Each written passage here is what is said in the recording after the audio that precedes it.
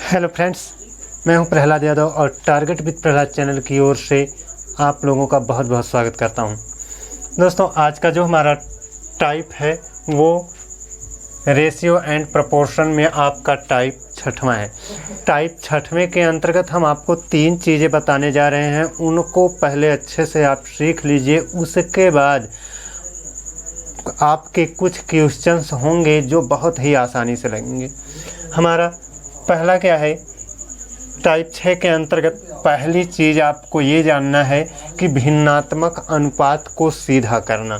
भिन्नात्मक अनुपात को सीधा करना, इसका मतलब है जैसे आपका अनुपात दे दिया जाए, मान लेते हैं ऐसे कह दिया जाए, यदि A अनुपाते B अनुपाते C बराबर 1/3 अनुपाते 1/4 अनुपाते 1/5 हो तो A अनुपाते है ना, तो A अनुपाते B अनुपाते C का सीधा अनुपात क्या होगा? तो सीधा अनुपात क्या होगा? सीधा अनुपात यहाँ पर देखिए दोस्तों, यहाँ पर इनका सीधा अनुपात मैं ज्ञात करना सिखा रहा हूँ, इसलिए सिखा रहा हूँ। कारण क्या है? सीधा अनुपात आपको अगर मालूम हो जाएगा तो हल करने में आपको आसानी होगी। अन्यथा आप भिन्नात्मक अनुपात को अगर लेकर सॉल्व करेंगे तो आपको थोड़ी सी कठिनाई होगी सॉल्व करने में। हालांकि सॉल्व इससे भी हो जाएगा, लेकिन कठिनाई होगी, यानी कि सॉल्यूशन इसका जो होगा वो कठिन होगा और कई जगह गलती होने का चांस बनेगा। तो इस अनुपात को सीधा करना, यानी जो भिन्न के रूप में है इसको हम हटा दें, यानी भिन्न वाली वैल्यू को हटा दिया जाए। तो कैसे हटाएंगे? देखिए, भिन्न में जो आपका 3, 4 और 5 दिया है, इसका जो एलसीएम होता है उस एलसीएम को पहले निकालिए और एलसीएम से इसमें गुणा कर दीजिए। तीनों में गुणा कर देंगे एलसीएम से। अब एलसीएम से गुणा क्यों कर रहे हैं, है ना? तीनों में ही एलसीएम से ही गुणा करेंगे, यानी तीनों में समान संख्या से गुणा करेंगे। और आप जानते हैं कि अनुपात में अगर हम किसी समान संख्या से गुणा करें या भाग करें तो उनमें कोई, यानी इनके मान में कोई परिवर्तन नहीं होता है। तो इनमें अगर समान संख्या से गुणा या भाग किया जाएगा, अनुपात में समान संख्या से गुणा या भाग किया जाएगा तो इनके मान में परिवर्तन नहीं होगा। तो समान संख्या से अगर गुणा करना ही है तो हमको इनका एलसीएम जो जितना आएगा उतने से गुणा करें, है ना?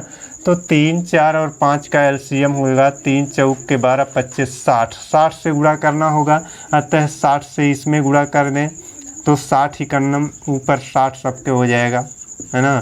60 इकन्नम 60। अब इनको डिवाइड कर दीजिए, 3 से डिवाइड कर देंगे। 3 से जब इसको डिवाइड करेंगे तो ये 20 बार में, 4 से डिवाइड करेंगे तो 15 बार में, और 5 से इसको डिवाइड करेंगे तो कितनी बार में? 5 इकन्नम 5 दूना 12 बार में। तो ये A अनुपाते B अनुपाते C जो भिन्न के रूप में था उसका सीधा अनुपात ये आ गया। सीधा अनुपात कैसे निकाला? हर का एलसीएम जितना आ रहा था उतने से ही सब में हमने गुणा कर दिया था। तो ये था हमारा भिन्नात्मक अनुपात को सीधा करना। इसकी ज़रूरत बहुत ज़्यादा पड़ती है। दूसरी चीज़ आपको ये सीखना है कि जब आपको इस तरह से अनुपात दिया गया हो, जैसे ऐसे कह दिया जाए, अगर ऐसे कह दिया जाए यदि 5A बराबर 4B बराबर 6C हो तो A अनुपाते B अनुपाते C क्या होगा? यानी ये वाली वैल्यू दी गई है तो इसी के आधार पर A अनुपाते B अनुपाते C का अनुपात बताना है। अब दोस्तों, यहाँ पर जो हर में था उसका हमने एलसीएम निकाल लिया था। यहाँ पर आपका 5, 4 और 6 का एलसीएम निकालना पड़ेगा। तो 5, 4 और 6 का एलसीएम निकालें तो 5, देखिए 5, इसमें तो 2 कॉमन हो जाएगा ना। जब 2 कॉमन हो जाएगा तो यहाँ 3 और यहाँ 2 बचेगा और 2 कॉमन, तो 3 दूना 6 दूना 12, 12 25 60 इनका एलसीएम होगा। जब एलसीएम 60 होगा तो 5 से इसको डिवाइड करिए। अब 5 से इसको डिवाइड कर देंगे कितनी बार में? 5 से जब इसको डिवाइड करेंगे तो ये हो जाएगा 12 बार में, 12 25 60। 4 से इसको डिवाइड करेंगे तो कितनी बार में यह डिवाइड हो जाएगा, 4 एकन्नम 4 पंजे 15 बार में, और 6 से इसको डिवाइड करेंगे तो कितनी बार में, 10 बार में। तो देखिए ए के लिए ये 5 से डिवाइड किया तो 12 आया, तो ए के लिए 5 और बी के लिए 15 और सी के लिए 10। तो ये अनुपात जो आया वो ए और बी, ए अनुपाते बी अनुपाते सी की वैल्यू 12 अनुपाते 15 अनुपाते 10 आएगी। तो ये हो गई दूसरी चीज़। अब तीसरा हमको ये सीखना है। देखिए तीसरा हम यहाँ पर बता देते हैं, यहाँ पर थोड़ी सी जगह लेकर के बता देते हैं। तीसरा आपको पॉइंट ये सीखना है कि जब अनुपात यदि है ना, यदि a/3 अनुपाते b/5 अनुपाते c/4 हो तो a अनुपाते b अनुपाते c क्या होगा। तो जब इस तरह से दिया रहेगा, यानी ए बी और सी के बटे में कुछ वैल्यू दी रहेगी, ए बी और सी के बटे में कुछ वैल्यू दी रहेगी और ए बी और सी का अनुपात ज्ञात करना होगा, तो ए के जो बटे में है वही उसका, बी के बटे में जो है वो उसका हो जाएगा और सी के बटे में जो है वो उसका हो जाएगा। अतः ए के लिए 3 और बी के लिए 5 और सी के लिए 4 अनुपात हो जाएगा। अतः ए अनुपाते बी अनुपाते सी बराबर 3 अनुपाते 5 अनुपाते 4 होगा। तो ये 3 कंडीशन है। जब भिन्न में दिया गया हो, यानी 1/3 यहाँ पर था, 1/3 था, 1/4 था, 1/5 था। जब अनुपात आपका ए बी और सी में भिन्न में दिया गया था तो उसको कैसे हमने सीधा किया था, भिन्न में दिया गया था, ऊपर सबके एक था, भिन्न में था, है ना, एक सबका अंश में था और हर अलग अलग था, तो हर का हमने एलसीएम निकाल करके उसी एलसीएम से गुणा कर दिया। तो इनका जो एलसीएम था 60 से गुणा कर दिया, तो 3 उस 60 को डिवाइड करके 20 ले आया, और 4 ने डिवाइड किया 15 और 5 ने डिवाइड किया 12। और एक कंडीशन ये होती है और एक कंडीशन ये होती है। तीनों कंडीशन को आप अच्छे से समझ गए होंगे। आइए चलिए अब इन पर आधारित कुछ क्वेश्चन, देखिए 3 हैं और तीनों पर एक एक क्वेश्चन हम देखेंगे कि इसकी ज़रूरत हमें कहाँ पड़ती है, इसकी ज़रूरत कब पड़ती है, इसकी ज़रूरत हमें कब पड़ती है। ये सभी कंडीशंस आपके क्वेश्चन में अप्लाई होते हैं और इनके आधार पर आपको क्वेश्चन सॉल्व करना होता है। चलिए एक एक क्वेश्चन करके तीनों टाइप को हम देख लेते हैं।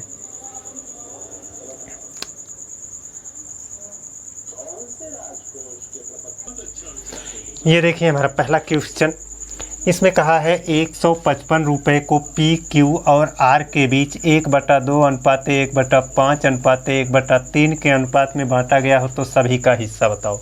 अब दोस्तों ऐसे में हमको इस अनुपात को पहले सीधा करना होगा।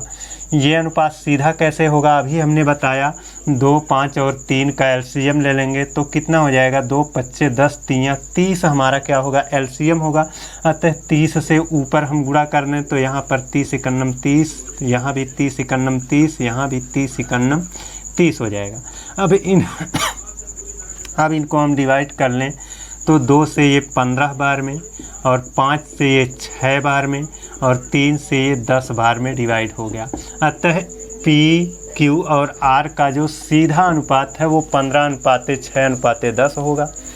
अब पी को 15 हिस्सा मिलेगा, क्यू को 6 हिस्सा मिलेगा और आर को 10 हिस्सा मिलेगा। तो कुल कितना हिस्सा बनाना पड़ेगा, देखिए ये 15 और ये 10, 25, 25, 6, 31, यानी टोटल मिलाकर 31 हिस्सा बनाना पड़ेगा। उस 31 हिस्सा को बनाएंगे, उससे 31 हिस्से में से 15 हिस्सा पी, 6 हिस्सा क्यू और 10 हिस्सा आर ले लेगा। तो अब देखिए ये 155 है, 155 में हमको कुल कितना हिस्सा बनाना है, यहाँ से जोड़ करके पता चला 31 हिस्सा बनाना है। अतः 31 से गुणा कर देंगे, ये सॉरी गुणा नहीं भाग कर देंगे, 31 से डिवाइड कर दें। देखिए जब हम टोटल धन में टोटल भाग से हमने भाग दिया टोटल हिस्से से भाग दिया, टोटल धन में टोटल हिस्से से भाग दिया तो एक हिस्सा या एक भाग की वैल्यू मिलेगी। तो 31 से हम डिवाइड कर रहे हैं तो 31 पंजे 155 होगा। अतः ये जो 5 आया वो एक हिस्सा की वैल्यू है, एक हिस्सा की वैल्यू है। जब ये एक हिस्सा की वैल्यू 5 हो रही है तो इसको 15 चाहिए, यानी P को कितना चाहिए, 15 चाहिए। तो P का हिस्सा 15, P को 15 हिस्सा चाहिए और एक हिस्से में 5 आता है तो 15 पचे, ये 5 गुणे 15 75 हो जाएगा। और Q को 6 हिस्सा चाहिए। अब देखिए Q को जब 6 हिस्सा चाहिए तो एक हिस्से में 5 आता है तो 6 हिस्से में 6 पंजे 30 हो जाएगा। और R को कितना चाहिए, 10 हिस्सा चाहिए। एक हिस्से की वैल्यू 5 है तो 10 हिस्से की वैल्यू 10 पचे 50 हो जाएगी। अतः R को कितना मिलेगा, 50 मिलेगा। तो सबका अलग अलग आपको निकल गया। देख रहे होंगे कि इस भिन्नात्मक अनुपात को सीधा करके हमने जब इसको लगाया तो कितने आसान ढंग से लग गया। हालांकि एग्ज़ाम में ये तीनों नहीं पूछेगा, जब भी पूछेगा या तो P का या Q का या तो R का पूछेगा। चलिए अब हम अपने दूसरे क्वेश्चन को देखते हैं। और दोस्तों अगर हमारा चैनल आप लोगों को पसंद आया है तो प्लीज़ चैनल को सब्सक्राइब कर लीजिए और बेल आइकन को प्रेस कर लीजिए। चलिए अब हम अपने दूसरे क्वेश्चन को देख लेते हैं। ये देखिए हमारा दूसरा क्वेश्चन, इसमें कह रखा है यदि 116 रुपये को P, Q और R के बीच इस प्रकार से बांटा जाए कि P के हिस्से का 5 गुना, P के हिस्से का 5 गुना यानी P का हिस्सा जितना रहेगा उसका 5 गुना तो 5P हो जाएगा। Q के हिस्से का 3 गुना यानी Q का हिस्सा जितना रहेगा उसका 3 गुना हो जाएगा, यानी 3Q हो जाएगा। और फिर कहा है R के हिस्से का 9 गुना, R का जितना हिस्सा रहेगा उसका 9 गुना तो 9R हो जाएगा।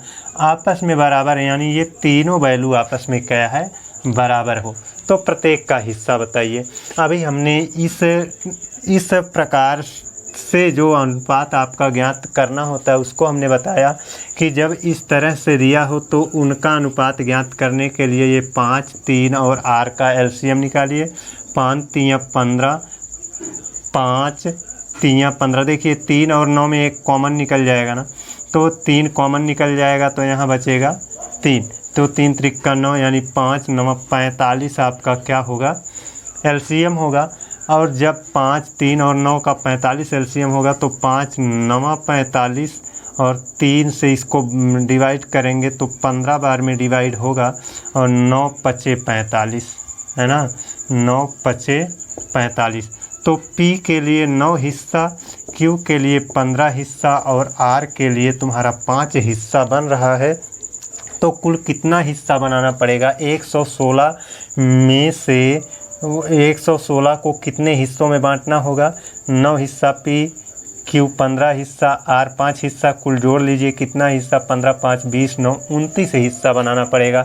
अतः 116 में हम 29 से भाग देंगे तो हमको मिलेगा क्या, एक हिस्से की वैल्यू मिलेगी। यही दोस्तों ध्यान देना है कि टोटल धनराशि में, टोटल रुपए में, टोटल धनराशि में हम टोटल हिस्सा कितना बन रहा है उससे भाग देते हैं तो एक हिस्से की वैल्यू आएगी। अब 29 से 29 चौका 116 होगा यानी 4 रुपये आएगा। तो हम ये कह सकते हैं कि एक हिस्सा की वैल्यू या एक भाग की वैल्यू, एक हिस्से की वैल्यू कितनी हो रही है, 4 हो रही है। तो P को तो 9 हिस्सा चाहिए ना, तो P को जब 9 हिस्सा चाहिए तो एक हिस्सा माने 4, तो 9 हिस्सा माने 9 चौक 36, यानी P का हिस्सा कितना हो जाएगा, 36 हो जाएगा।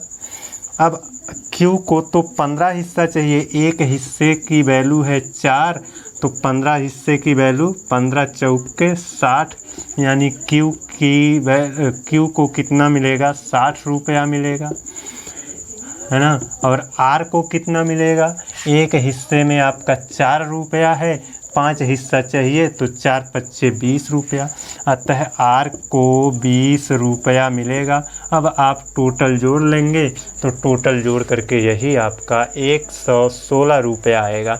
तो इस तरह से जब आपको इस तरह का अनुपात दिया गया हो, इस तरह से वैल्यू दी गई हो और पी क्यू आर में अनुपात निकालना हो तो आपको यही करना है। यहाँ जो संख्यात्मक मान है उनके एलसीएम रख लेंगे और उसी एलसीएम में 5 से भाग देंगे, जितना आएगा वो पी का भाग होगा। क्यू से भाग दे देंगे, क्यू के संख्यात्मक मान से भाग देंगे तो क्यू का भाग यहाँ पर आ जाएगा, और आर के संख्यात्मक मान से एलसीएम में भाग देंगे तो आर का हिस्सा या भाग आ जाएगा। तो आशा करता हूँ कि ये दूसरा क्वेश्चन भी समझ में आ गया होगा। चलिए हम अपने तीसरे क्वेश्चन की ओर चलें। ये देखिए हमारा तीसरा क्वेश्चन है। इसमें कहा है यदि 540 रुपये को पी क्यू और आर के बीच इस प्रकार बांटा जाए कि पी के हिस्से का 1/4, यानी पी के हिस्से का 1/4। अब देखिए दोस्तों, इसको पहले हम सॉल्व करें तो पी के हिस्से का 1/4 तो पी का माने गुणा 1/4 मतलब 1/4। तो पी तो यहाँ 1 से गुणा कर लेगा ना, तो इसको p/4 भी तो हम लिख सकते हैं। तो पी के हिस्से का 1/4 मतलब p/4, क्यू के हिस्से का 1/3 यानी q/1/3 है तो /3 रहेगा, और सी का आधा यानी c/आधा मतलब 2 बटे में 2 रहेगा। आपस में बराबर हो, ये तीनों वैल्यू क्या हो, बराबर हो तो प्रत्येक का हिस्सा बताइए, यानी पी क्यू आर का हिस्सा अलग अलग बताना है। अभी हमने ये बताया कि जब पी के बटे में संख्यात्मक मान, क्यू के बटे में संख्यात्मक मान, आर के बटे में संख्यात्मक, यहाँ सी नहीं होना चाहिए, यहाँ आर होना चाहिए, ये सॉरी आर, यहाँ आर होना चाहिए। तो ये आपका P की वैल्यू 4 हो जाएगी, यानी P, Q और R के बटे में जब संख्यात्मक मान दिया जाता है तो P, Q, R का सीधा अनुपात क्या हो जाएगा, P अनुपात Q अनुपात R बराबर हो जाएगा। इनके नीचे वाली वैल्यू ही इनका संख्यात्मक मान हो जाएगी, सीधे वाले में 4 हो जाएगा, ये 3 और ये 2, यानी P के लिए 4, P के लिए 4 अनुपात होगा, R के लिए 3 और 2 के लिए आर के लिए क्यू के लिए 3, आर के लिए 2 हो जाएगा। तो अब 540 का कुल कितना हिस्सा बनेगा, 4 3 7 2 9 हिस्सा बनेगा। तो हम क्या करेंगे, 540 में 9 से भाग दे देंगे तो एक हिस्से की वैल्यू आएगी 5 9 45। जब 9 से है 9 छक ना, गलतियाँ क्यों हो रही, 9 छक 54 हो जाएगा। अब ये 54 डिवाइड हो गया, ये 0 बचा यानी 60। एक हिस्से की वैल्यू कितनी आ रही है, एक हिस्सा की वैल्यू हो रही है, एक हिस्से की वैल्यू 60 हो रही है, तो इसको 4 हिस्सा चाहिए ना, तो 6 चौके 24 यानी 240, और इसको 3 चाहिए तो एक हिस्सा माने 60 है तो 3 हिस्सा माने 6 त्रिक 18, 180 रुपया इसका हो जाएगा, और इसका हो जाएगा 240 रुपया। और आर के लिए 2 हिस्सा है, एक हिस्से में 60 आ रहा है तो 2 हिस्से में 120 आएगा, अतः इसकी वैल्यू हो जाएगी आर को 120 रुपया मिलेगा। तो इस तरह से इनको आसान बनाया जाता है ना दोस्तों। एक एक छोटी छोटी चीज़ें जो आप सीखते हो, वही छोटी छोटी चीज़ें इनको आसान बनाती हैं। डायरेक्ट आप क्वेश्चन पर आ जाओगे, क्वेश्चन डायरेक्ट सॉल्व करोगे तो आप कितना तैयारी कर पाओगे, है ना। उस तरह से तैयारी नहीं होती है। पहले चैप्टर को विस्तार से पढ़िए, समझिए, है ना। जो टीचर होते हैं वो अच्छे से वो आपको किस तरह से सिखाना है और आपको कौन सी चीज़ की आवश्यकता है वो सब जानते हैं, उसके आधार पर वो पढ़ाते हैं, तो उनको फॉलो किया करिए। तो आज का हमारा यह वीडियो कैसा लगा कमेंट करके बताइएगा, और आशा करता हूँ कि आप लोगों को यह पसंद आएगा। और दोस्तों हाँ, हमारी तरफ से और हमारे YouTube चैनल परिवार की तरफ से आप लोगों के परिवार के लिए मंगल कामना और आपके उज्जवल भविष्य की कामना हम करते हैं। अतः आप लोगों से हमारा एक रिक्वेस्ट है कि आप चैनल को सब्सक्राइब कर लीजिए और बेल आइकन को भी प्रेस कर लीजिए। आज के लिए बस इतना ही। अगले दिन एक नए वीडियो में आपसे पुनः मुलाकात होगी। तब तक के लिए धन्यवाद।